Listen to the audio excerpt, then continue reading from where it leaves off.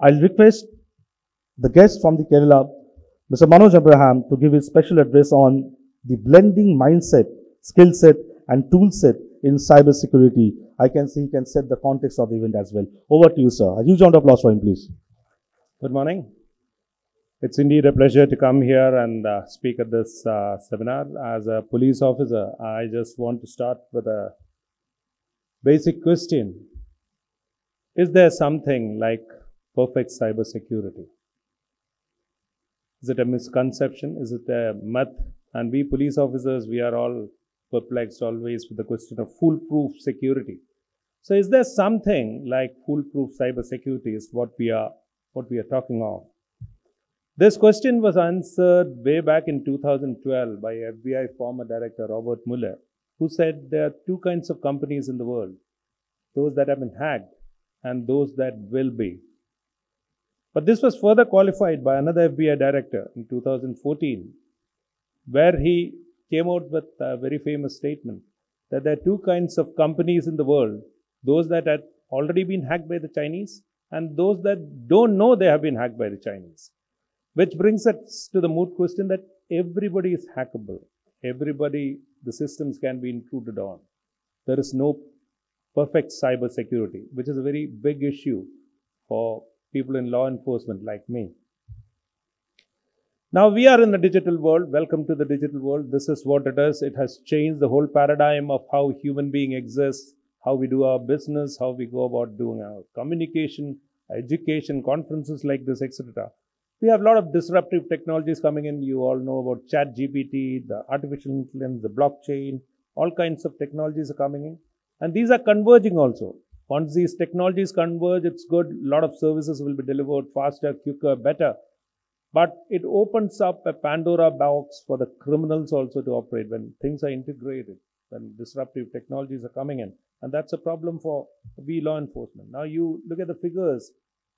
2022, you had a ransomware attack every 11 seconds, and it's gone up this year. We had the AIMS attack recently. You must have all read about it. A lot of government sectors being attacked. 11 seconds, you have a ransomware attack taking place. If you look at the NOS map, which is a visualization map of the cyber attacks taking place live in the world now, it will look like a computer game to you. It will look like some game where missiles are being sent from one country to another. But that's the reality. It's a cyber warfare, a World War III taking place with regards to cyber attacks. So that is the world that we are living in. And this is one famous statement by the Lazarus Group, which is an infamous hacker group supposedly from North Korea. It says, why you require a gun when you have a keyboard? Who requires a gun? Now for law enforcement, this is all the more important because from using an internet connection, using a computer, anybody can cause physical damage also. I'll just briefly go through a few examples of such things which has come and which makes us more threatened than ever. You have the Stuxnet virus. You must be knowing it's a virus which actually derailed the Iranian nuclear program, supposedly created by US and Israeli forces, which actually went in and caused problems in their turbines, nuclear turbines, and derailed the program. They say that it derailed the program by around 3 years. It was delayed. But if you look at the Turkey oil pipeline case, this is one case where the hacker came in through the CCTV system, removed the sensors that really measure the oil pressure inside the oil pipeline, and increase the oil pressure, by which a huge explosion happened in the oil pipeline. Imagine somebody sitting somewhere in the globe, causing an explosion without anything, no bomb, no suicide attack, but an explosion in an oil tank, an oil pipeline. The same thing happened in Germany, in a steel factory, where again the hacker went in through the CCTV camera and caused an explosion, a physical explosion in a steel factory. That's all possible with just an internet connection and a computer. So that's the world that we are living in. It's a hybrid world. We see the Russian-Ukrainian war that's happening. It's not the traditional warfare fully that's happening. It's not the Air Force, Navy, or the Army alone. Now you have a new warfare freedom itself, the cyber warfare. There's a whole cyber army, both sides, who are fighting each other because all these missile systems, all the Air Force, all the aircrafts, everything is connected to the computer. And if you hack into that computer, you can actually derail that program. So it's a hybrid warfare that we are going to see in the future also. That's a very important aspect that we need to discuss. Now, this is the paradigm. Basically, I don't want to go into details of what the future holds. This is the threat landscape that we hold in future. We all know about it. You are all from the industry. Most of the people have seen all this. You have cloud attacks coming in. You have IoT attacks, the Internet of Things attacks coming in. Bitcoins are being attacked. The 5G is coming up. You don't know. The speed is good. The speed is going to change everything. But for the criminal, the speed is going to help. And with the decentralized kind of 5G is coming up, we don't know what all problems are going to come up. You know about the deep fake. That is another technology. You can do a lot of misinformation campaigns, disinformation campaigns using deep fake. Election time, stock markets, everything can be affected. You can use the artificial intelligence and machine learning, good thing. But the criminals are also using it to do a lot of DOS attacks, DDoS attacks, botnet attacks, etc. You have quantum computing, which is good. The computing has become real fast now. But imagine the criminals are using it for breaking into encryptions. Encryptions that should have taken years to break. With quantum computing, you can break it in half an hour. So that is all the technology. Autonomous vehicles coming up, planes are being attacked through the music systems, etc. All this is possible. So this is the basic threat landscape that we see in the immediate future also.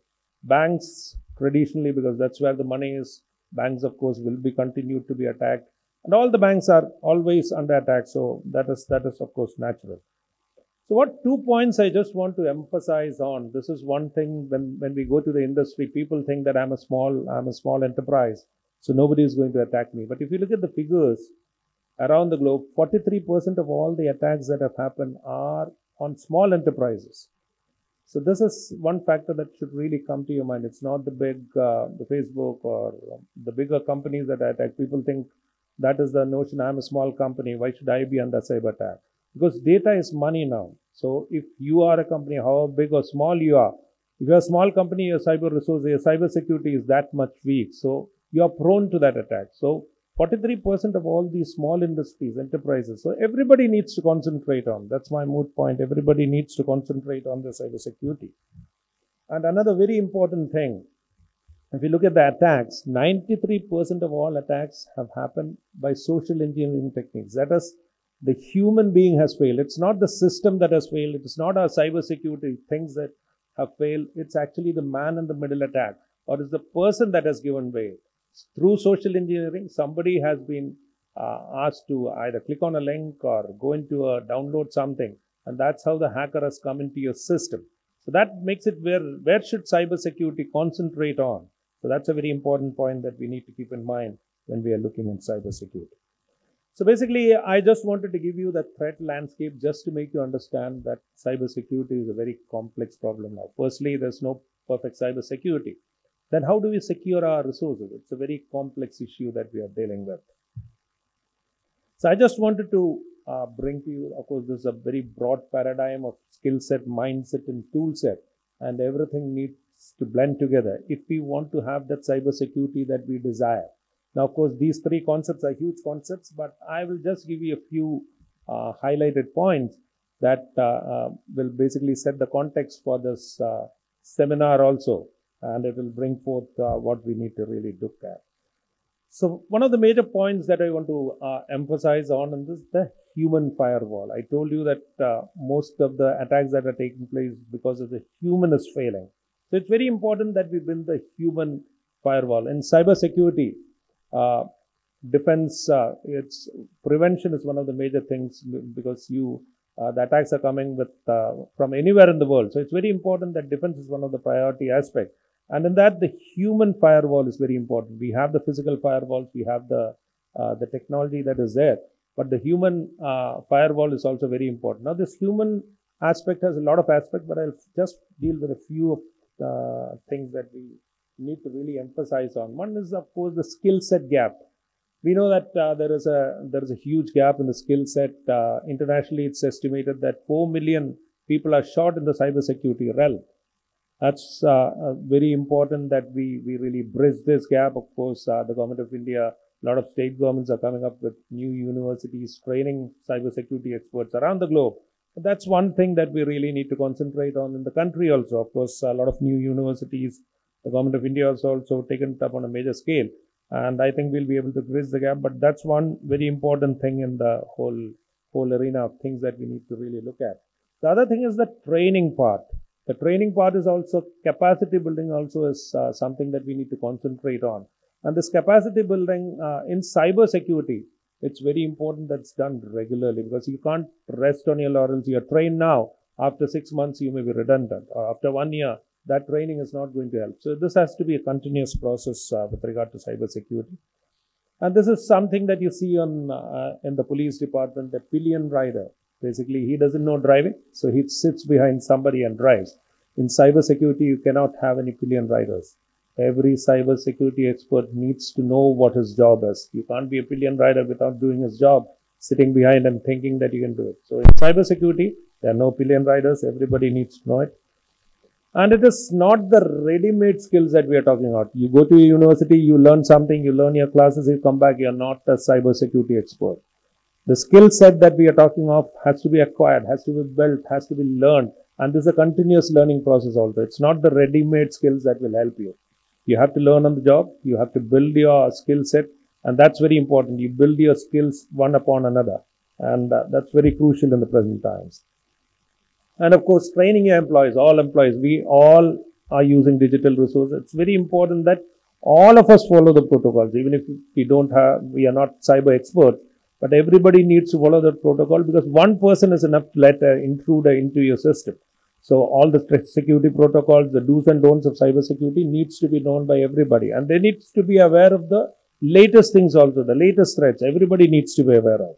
So all the employees need to be taught on the good practices of cyber security and security awareness for all.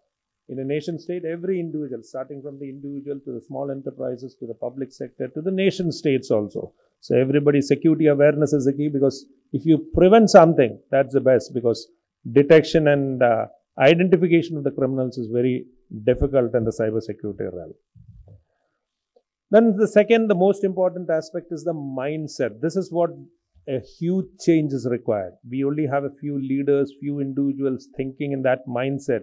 Most of the leaders don't understand cyber security. So the mindset, what is our mindset? Do we put security first?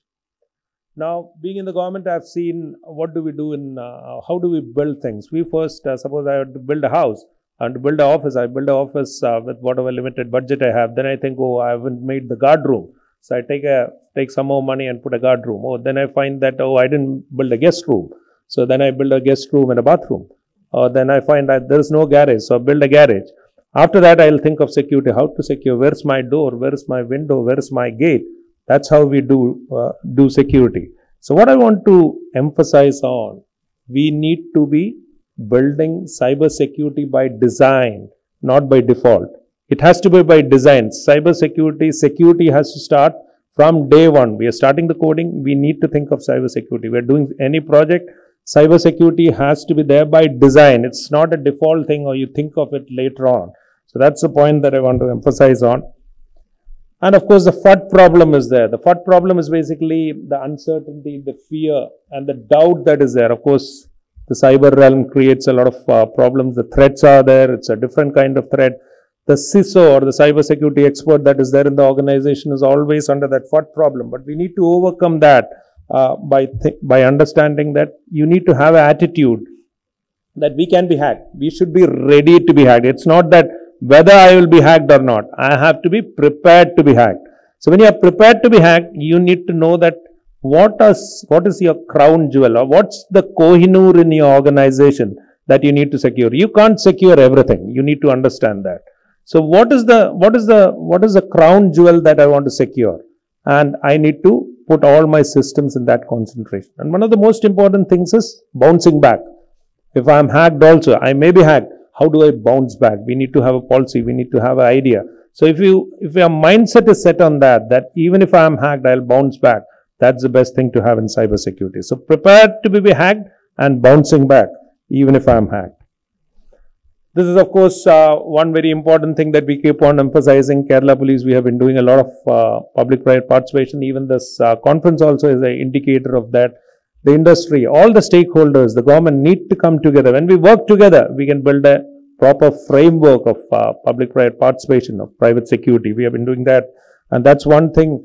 You can't work in silos in cybersecurity. Every stakeholder has to come together. The public-private sector has to come together. We have to work together if we want to ensure cybersecurity.